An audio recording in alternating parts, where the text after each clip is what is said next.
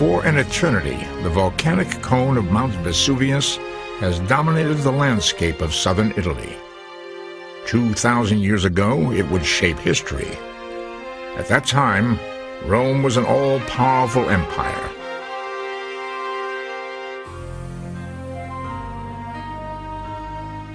Pompeii was one of its more prosperous provincial towns, thriving at the foot of Vesuvius. Suddenly, a terrible explosion shook the earth, and Vesuvius entered the annals of history as one of the most devastating volcanic disasters ever recorded. The people ran for their lives.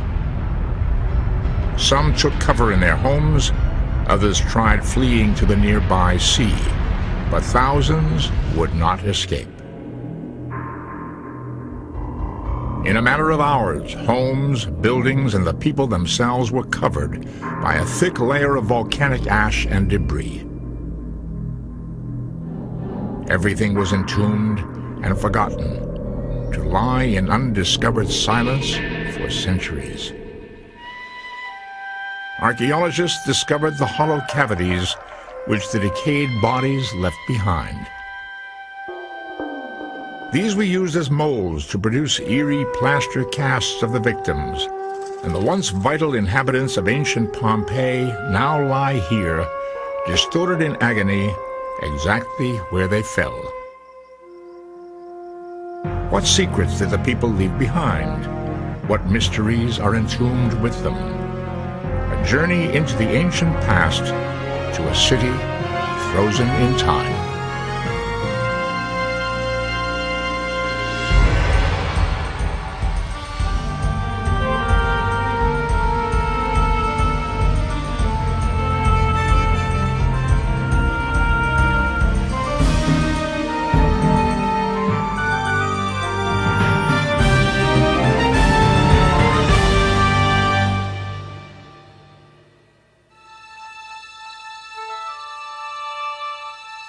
Today, 2 million people live around the foot of Mount Vesuvius near Naples in southern Italy.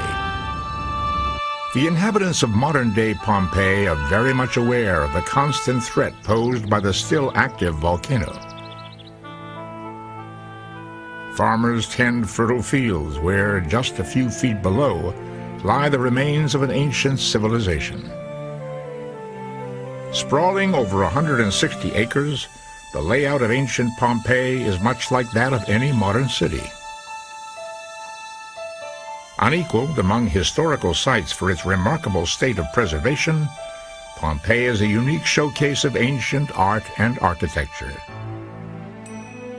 There is an abundance of original mosaics and frescoes, some as vivid as though they were created yesterday. The city offers archaeologists a once-in-a-lifetime opportunity to explore the mysteries of those who once inhabited the Roman world. During the 1st century of the Common Era, Rome was a powerful empire straddling Europe and the Near East from Britain to Egypt. Pompeii was a thriving commercial center with a population of 20,000. Then, these streets leading to the city's forum were bustling with farmers and merchants from afar, trading produce and merchandise. Many of the local citizens were wealthy, enjoying a relatively affluent and placid way of life. Mount Vesuvius always loomed in the background, but as far as the people were concerned, it was just another mountain. A good place to cultivate vines. The Romans living in the area were not aware of the fact that the mountain was a volcano. For example, the most famous of these Romans was Pliny the Elder, who was a great historian and a writer, and he described many volcanoes in Italy, but he never mentioned Vesuvius as a volcano. The 24th of August in the year 79 was an ordinary summer's day with the people of Pompeii uneventfully going about their daily business. The slight rumbling sounds coming from Vesuvius in the early morning were largely ignored. People proceeded as if everything was normal. Women at home were probably getting their children ready for a short siesta. Slaves were bustling about the kitchen, getting everything ready for what would be the evening hours at home. Men were thinking about spending an afternoon at the public baths.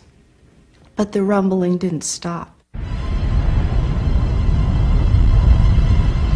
Suddenly, around 12 noon, a deafening explosion shook the entire city. The people watched, horrified, as Vesuvius erupted. A pillar of black volcanic ash and red-hot magma spewed miles high into the sky.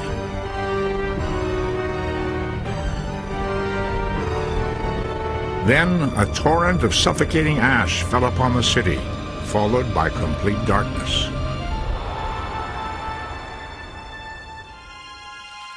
At the same time, stones hailed down from heaven. Gradually, Pompeii became buried in white pellets of solidified ash.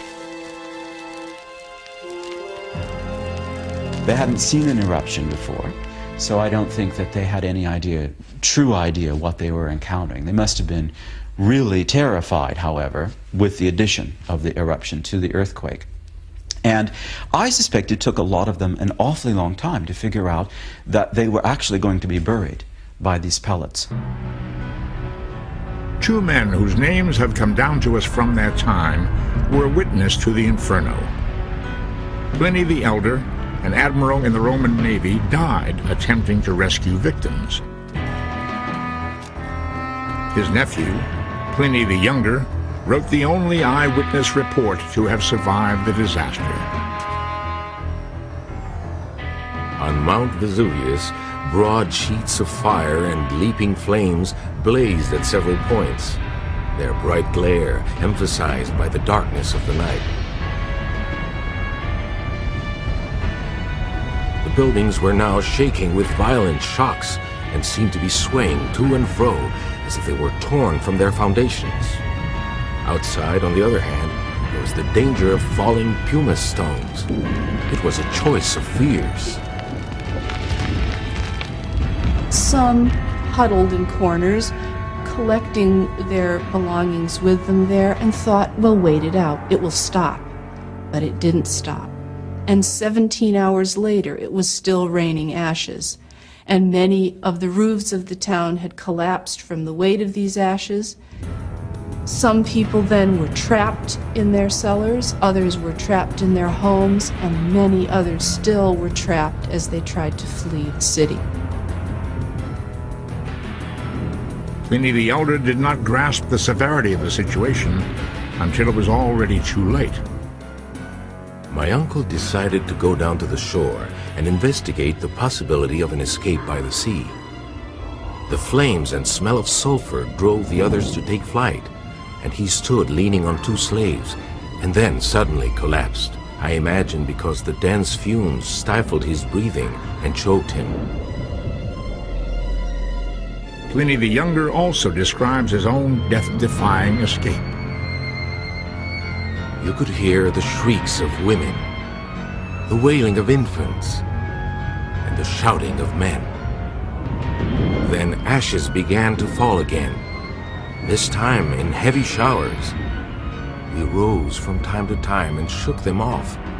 Otherwise, we should have been buried and crushed beneath. I derived some poor consolation in my belief that the whole world was dying with me, and I with it. As the night wore on, thousands would perish.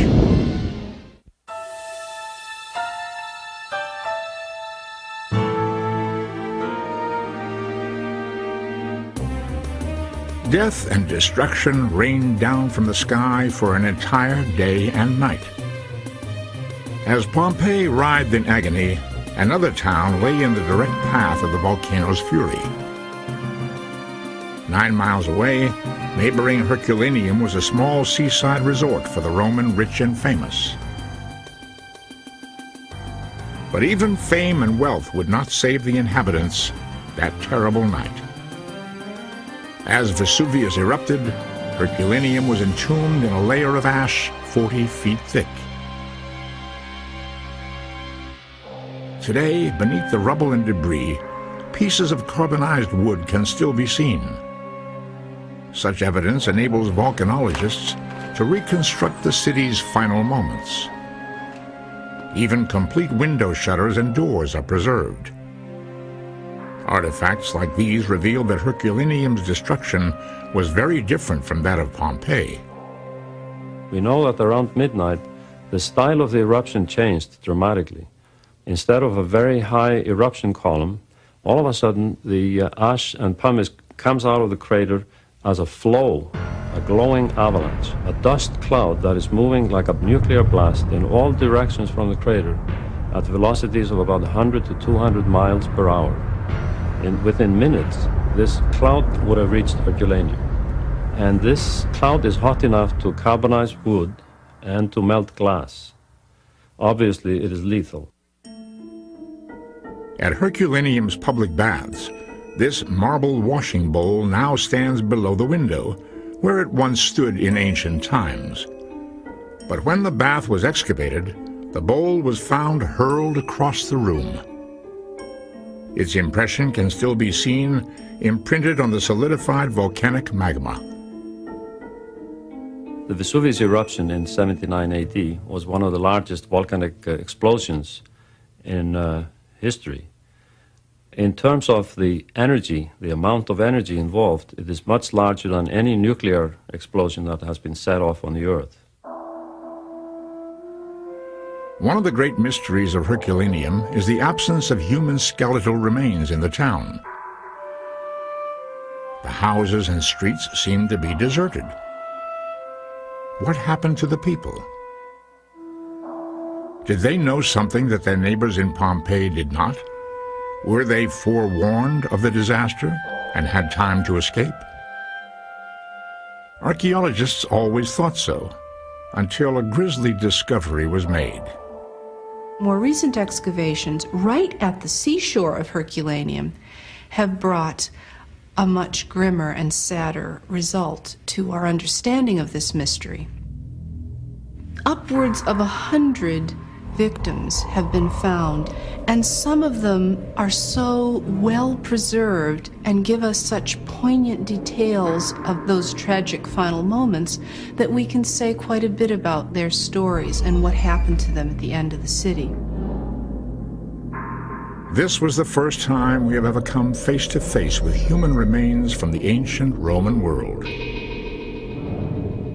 As it was a Roman custom to always cremate their dead, the unearthing of the skeletons at Herculaneum and Pompeii was a rare discovery. This was once a soldier, found face down, clutching the sand, his sword still with him. It's an extraordinary find because no other Roman soldier has ever been discovered anywhere. And he had his sword belt, he had his money belt, he had 3 gold coins, and he was all prepared to be rescued. And it never happened. Physical anthropologists examined the skeletons in detail. Through their work, we have gained new insight into the lives of these long-lost people. In one of the chambers, amid a family of 12 victims, we find a young woman, probably about 14, clutching very closely a baby of 7 months in her arms, trying to protect this child from the inevitable death that is soon to come. At first, it seemed that this was the baby's older sister, but then investigation pointed towards a more poignant and tragic story. The baby is very likely an aristocratic baby. It had in its ear a gold earring with a small pearl on it, whereas the bones of the 14-year-old girl are bones that show she's done far heavier labor than a girl of her age should do. She's not well nourished. Her teeth are in poor condition. She very likely had a difficult, not to say terrible life. The conclusion was that this is the skeleton of an overworked slave girl. One of her duties may have been to protect and tend the baby. Her lifestyle stood in stark contrast to that of the more affluent citizens of the town.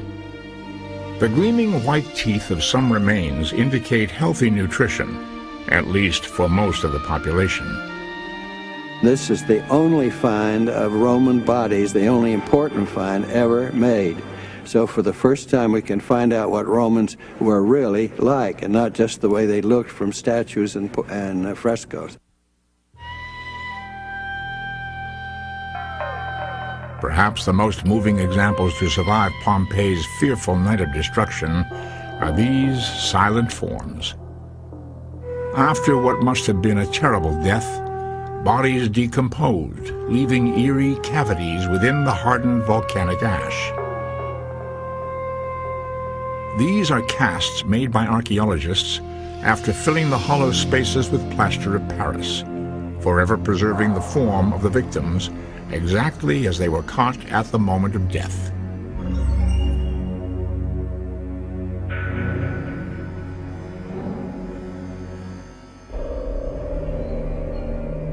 This man was wearing a wide belt, identifying his status as a slave. All slaves had to wear a heavy belt inscribed with the name and title of their owner. 2,000 years after death, the people of Pompeii still tell a haunting yet silent tale. Can we ever understand the destruction of an entire community on such an unprecedented scale?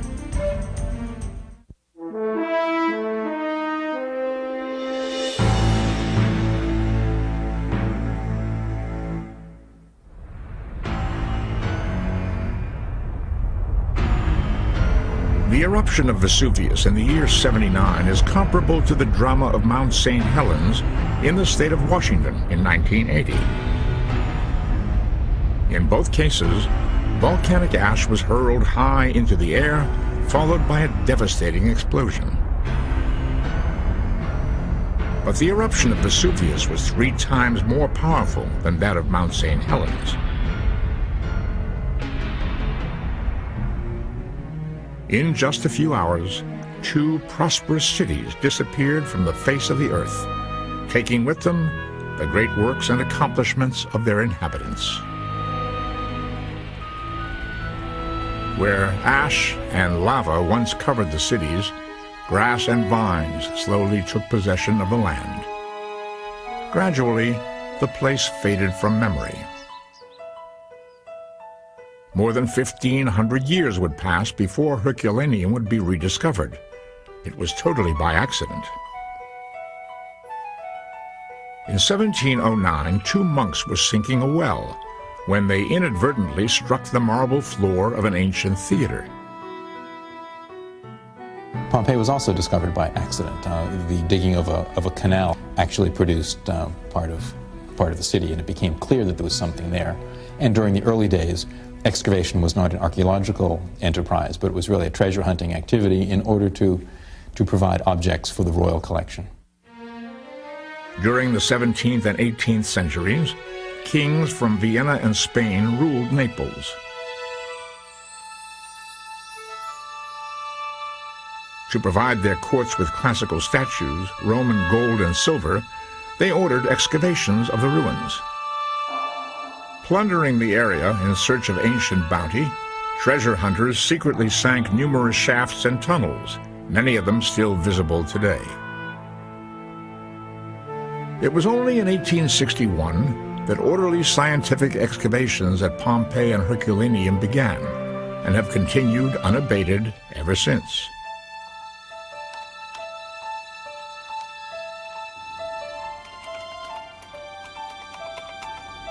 We know what the width of this building is. In fact, the way one can do that is to type in a distance command, and so the distance from the end. Today, cutting-edge computer technology is used by John Dobbins at the University of Virginia to rebuild ancient Pompeii.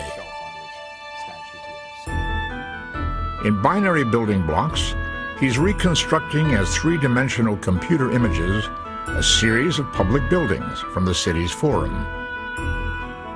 There's no evidence of a colonnade in front of the sanctuary of the Genius of Augustus. So this seems to have been just an open area. That's a little bit troubling, but perhaps... Modern technology provides unique new tools in the search to unravel the ancient mysteries of Pompeii and its inhabitants. In many ways, Pompeii, more than any other city in the classical world, demystifies ancient life, because it puts the modern viewer in close proximity with all of those aspects. There is an immediacy. It's possible to connect with Pompeii because it is preserved well. The buildings are three-dimensional, they're taller than we are. You can go into those houses and have the feeling that the people have just gone away and that you're stumbling into someone's house. Once inside their homes, a search for their belongings brings us closer to the people who once lived here. Walking these silent passages, we brush with phantoms from a long-gone civilization. Complete dwellings can be explored, allowing the visitor to vividly travel backwards in time. Even the frescoes and the mosaics seem to harbor a life of their own. Ancient technology and plumbing laid bare, revealing a remarkably advanced piping system for distributing water. In the panic and confusion of the devastating volcanic eruption, everything was left exactly as it was, including this complete wine shop. Intact objects of daily life are to be found everywhere. Even a loaf of ordinary bread, carbonized by the hot gas of the explosion.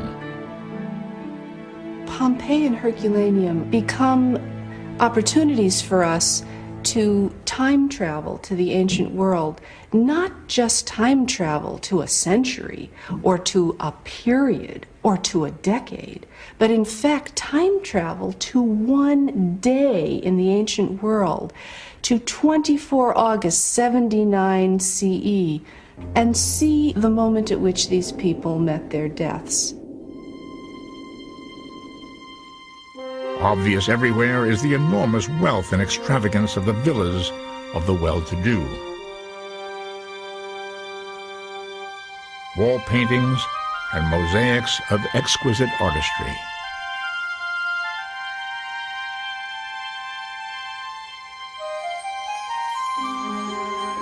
Decorative cosmetic boxes, complete with delicate instruments fashioned from wood and ivory. Solid gold jewelry, embellished with expensive gemstones. All of these objects conjure the ghosts of their owners, recalling a once living, breathing society. We actually have some life breathed into those ruins by the writings of Pliny the Younger, once again, who describes in tremendous detail the pleasures of living in his villas. They enjoyed their meals, and they enjoyed that in the proximity of their garden, with fountains playing and the light coming in, the breeze, dining, water, music, and all of that. The extent of the wealth enjoyed by society is not known, but clearly only a small fraction of the people lived in plush opulence. There is an incredible difference between the wealthy and everybody else in the Roman world. There is essentially no middle class. There are only very wealthy people and very poor people. The privileged few often spent their time in ornate atriums, lavishly decorated with artworks. But mysteriously, much of the decor is essentially Greek in origin. Alexander the Great, the Greek warrior emperor in battle. This mosaic was found in Pompeii, yet it is an exact copy of a similar work of art made in Greece. Why? Why does so much of Pompeii and Herculaneum speak so strongly of Greek influence? The Romans were absolutely overwhelmed, I think, by the Greek world, and then the world that follows Alexander the Great, the Hellenistic world of great sophistication and culture that came to Italy. The Romans didn't fight it at all. They gave in and said, wow, if it's that good, let's make 10 copies. Another mosaic reveals a lively scene of street musicians. A delicate work of extraordinary craftsmanship, it bears the signature of the artist who made it. Dioscurides of Samos in Greece. The themes of the paintings are frequently adapted from Greek literature, and we can understand that it's very likely many of the painters were Greek slaves, were actual Greeks who were brought to Pompeii to do the decoration of these houses. Perhaps the most famous of all artwork discovered here are these bronze sculptures depicting two young wrestlers. Still in mint condition, they were found in the garden of the Villa de Papyri near Herculaneum. These are wonderful pieces of art, and they will have been done in Greece and shipped over. There was a major trade in shipping all sorts of statuary over from Greece. So that surely will be Greek. The Romans never were into statuary and painting. This came to them from the Greek world. The Romans got to the Greek world, whether it's here on the Bay of Naples or over in Greece, with armies and practicality and going in and fighting. Most historians conclude that while the Romans were emulating and admiring the Greeks in art and literature, they themselves were innovative leaders in more practical fields. The extensive use of the arch and concrete were two of their great contributions to civilization.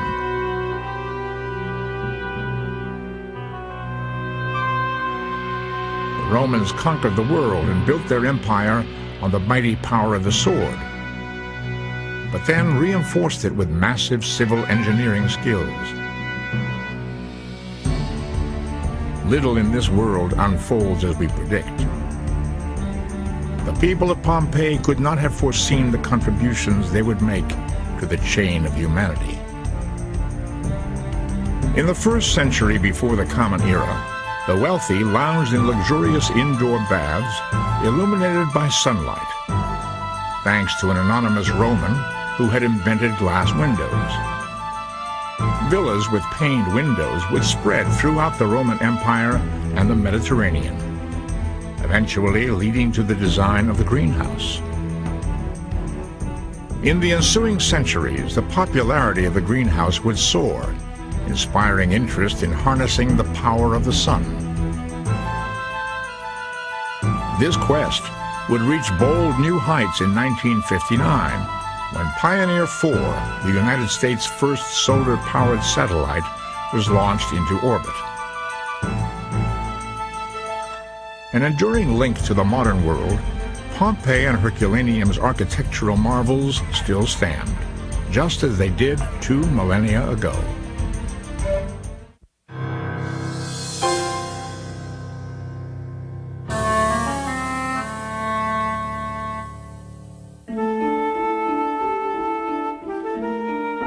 From the ashes of Pompeii, ghostly eyes stare at us across the centuries. Tantalizing clues can be found here, revealing intimate details of the relationship between men and women.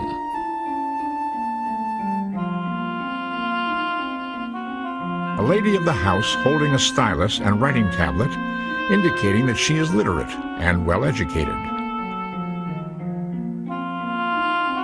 Though long gone, we even know the names of some of these people. Terentius Neo, wife of the town baker. I would say that they're obviously a loving couple. They have that quality that Roman marriages are always looking for. A husband and wife who actually get along and spend their lives together. Many Romans find true love in their life, and when you read Roman tombstones, Roman inscriptions, you find that expressed over and over: to my incredibly sweet wife who lived with me without an argument for 40 years. This captivating portrait was discovered in a mansion once owned by a woman we know only as Julia Felix. Could this be her, an independent, rich woman of property? From evidence that has transcended the centuries, we know that most women lived in a subdued and restricted lifestyle, deeply secluded within the privacy of their home. Those who belonged to an aristocratic family living in one of the lavish villas would also be responsible for running the day-to-day affairs of the house and would manage the slaves. But in spite of what we know, the true status of women in ancient Rome still remains a mystery. Women in the Roman world were not on the same par with men. They did not have the same rights to hold office. They could not vote. Well-born women at Pompeii, the matrona of these grand houses at Pompeii, wielded their power very much within the realm of the private household. At dinner parties and among the family. They certainly would in no way even want a career. It would be unheard of. When we are talking about women's liberation today, we often talk about the ability of a woman to go out and build a career. A Roman woman simply wouldn't want to do that. But one career for women did flourish, the so-called oldest profession in the world. In the center of Pompeii stands a very conspicuous house, the town's main brothel. 6 small, darkly lit rooms greet the visitor, each one with its own stone bed. These would have been covered by fine blankets and furs. But how do we know what activity really took place in these rooms? The paintings on the walls reveal it all in graphic detail. We mustn't over-glamorize the institution, however. The young women who were captured slaves, who worked for a pimp, no doubt were often abused and underfed and brutally treated. Yet it was an accepted part of society, and any number of Roman gentlemen from all levels of society would have felt free to use the services that were offered there. Paintings which would be termed pornographic today were not restricted to the Roman brothel. They are found in many private homes of distinguished citizens. In the entrance hall to the house of a well-established family named Vetii, the visitor is greeted by this explicit painting. Excavators also found a remarkable collection of novel wind chimes, replete with their original bells. These winged phalluses were used as decorations in the home, or suspended from columns in the garden. It shocks us, it makes us wonder about the morality of these people. Clearly, this particular figure and many representations of the nude phallus found throughout the city were there as good luck symbols, as symbols of fertility, symbols to shed fertile children and opportunity on a household, not as objects of perversion. We really do find ourselves in a completely different world here than the ancients did, I suppose, because many ancient cults are flagrantly orgiastic, involve sexuality, and it is used for religious expression. That really got removed from religion, at least as I understand it, largely through Christianity. Barely discernible fertility symbols can still be found on many walls in and around Pompeii. When, for example, the site was being excavated in the 18th, 19th century, and the excavators took hatchets to these and destroyed them because they were obscene beyond belief, it tells you a great deal more about yourself, than it does about the objects. We all know that there are phalluses in this world. Sexuality was an ordinary daily part of every Roman's life, the way it is of most of our lives, though we don't like to talk about it openly. And the idea that you would be hiding sexuality in any way to an ancient Roman would seem absurd. What might seem outrageous today was considered perfectly normal 20 centuries ago.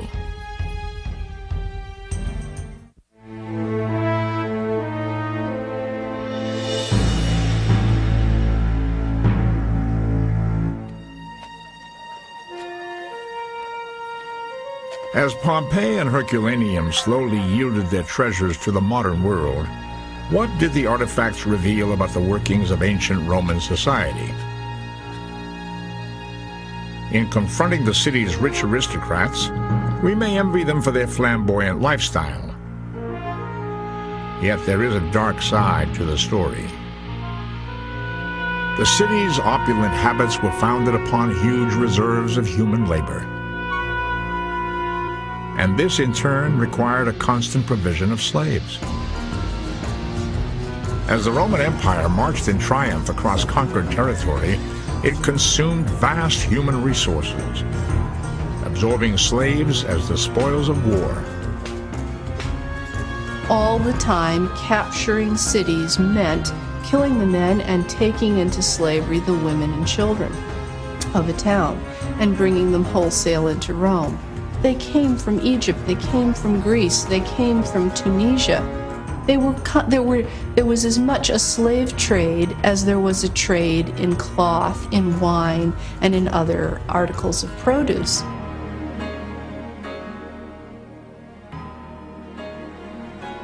In this massive structure, many a slave saw his last moments on earth. Together with many prisoners of war and convicted criminals, death would come violently as victims were forced to compete in the arena.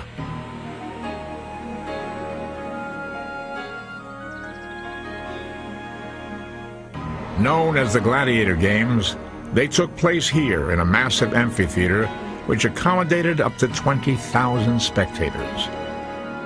All of Pompeii's population would gather to enjoy the bloody spectacle of people fighting for their lives.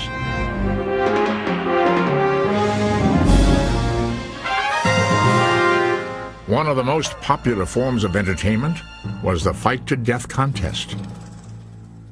A heavily armed gladiator wearing a bronze helmet and shield, bearing only a short sword, would be pitched against a completely naked opponent equipped with a long spear and a net.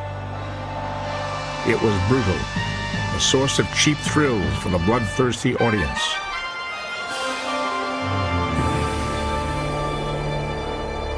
This was an institutionalized violence, as are many institutionalized acts of what we would call violence in our own society, executions and wars, and yet we consider that those are appropriate under certain circumstances. Most slaves were kept not as fighters but as servants. Large villas had up to 50 slaves, eternally embroiled in the hustle-bustle of household service. There are so many slaves in Roman antiquity, and in Pompeii in particular, because that was a way to keep alive. The wealthy needed a whole household of slaves because there was no middle class, no industry the way we have it, so they couldn't go to the tailor. There essentially were no tailors. You had to have a dressmaker, a tailor, a shoemaker, all of that on your personal staff. To better understand the people of Pompeii, it is important to remember that 2,000 years ago, the law was supreme. Civic responsibility was taken very seriously. Sometimes, these concepts drove people apart, including fathers and their sons. The father has complete legal power. He could kill any of his children at any time for disobedience. And there are great episodes, particularly in early Roman history, which makes one wonder about the veracity of them, of fathers doing exactly that. A consul orders his son not to engage the enemy in battle. The son engages the enemy in battle and has a great success. And he comes back and his father kills him because the father had told him not to engage the enemy. And there's nothing that can be said about it. That's his right as a father. Although today we subscribe to laws and virtues similar to those of the Pompeians, they held their own beliefs about the sanctity of human life.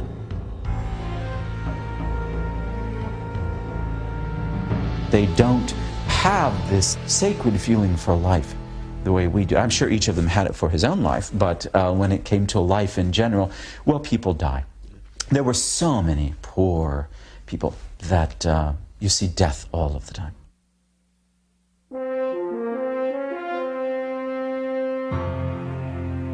Their attitudes on death and justice seem foreign to us today.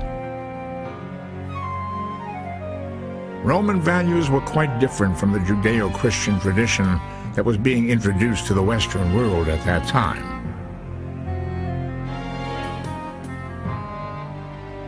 There is no text or book or Bible with a set of morals that the Romans follow. Religion to the Romans is very much a ritual. And without that moral superstructure, without a text or a set of religious rules and regulations that you're following in some way, it makes society much freer in terms of what's allowed. In the years since 79, when Pompeii and Herculaneum met their doom, Vesuvius has erupted more than 70 times. Vesuvius once again strikes terror into the surrounding Italian countryside. A giant wall of lava, in some places 30 feet high, surges irresistibly forward through field and farm. In 1944, as Italy reeled from the closing phases of World War II, Vesuvius erupted again. But unlike the eruption that devastated Pompeii, this time the volcano spewed deadly molten lava as well as ash. The flow moved at a swift 12 feet per minute, destroying entire towns and villages in its path.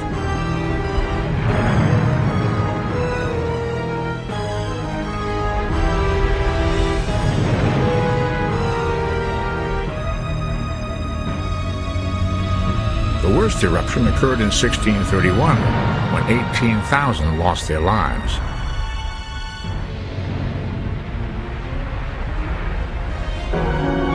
Vesuvius, unpredictable and unconquerable, has had its way.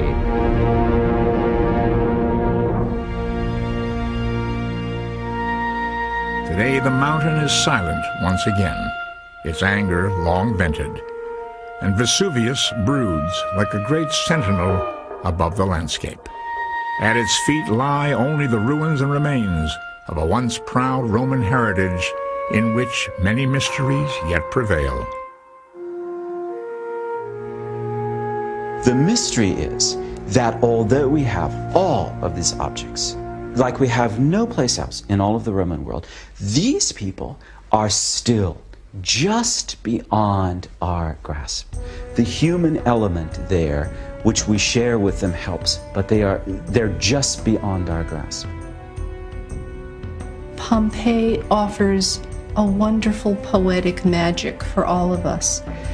It makes us touch our own feelings about life and death, yet at the same time that we feel that emotion and that we feel such sympathy for the victims of that eruption.